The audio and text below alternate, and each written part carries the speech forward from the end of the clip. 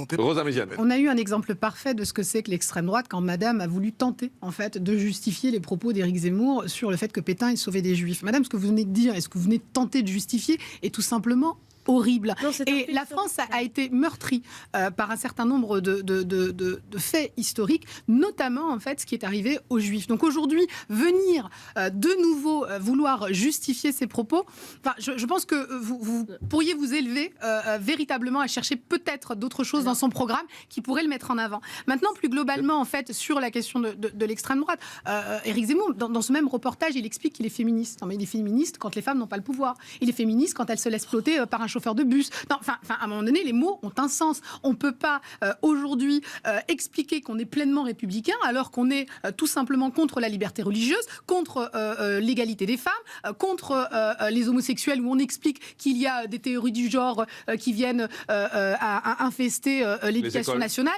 Enfin, voilà, on a aujourd'hui un certain nombre d'idées homophobes, sexistes, misogynes, racistes, et parce qu'il a été condamné, il faut peut-être le rappeler, pour incitation à la haine raciale. Enfin, voilà, c'est ça aujourd'hui le personnage Zemmour. Alors on peut essayer de mettre un petit peu de maquillage.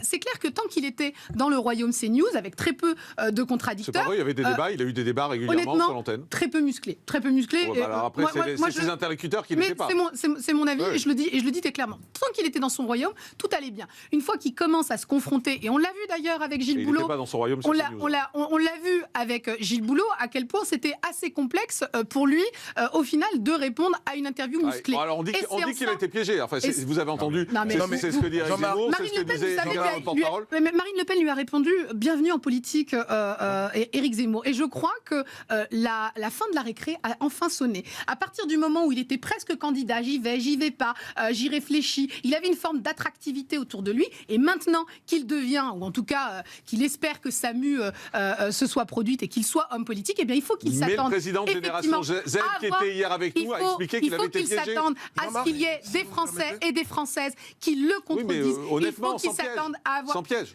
Mais attendez, quand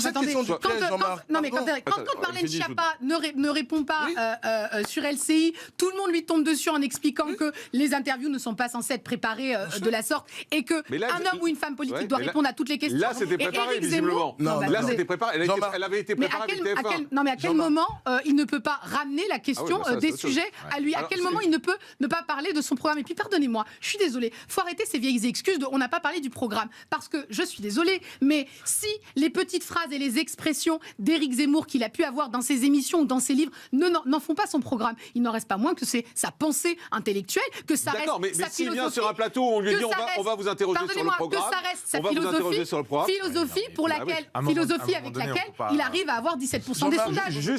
Donc il ne peut pas faire fi de tout ce qu'il a pu dire dans le passé, et expliquer qu'aujourd'hui, badaboum, il a un programme, il faut qu'on en parle.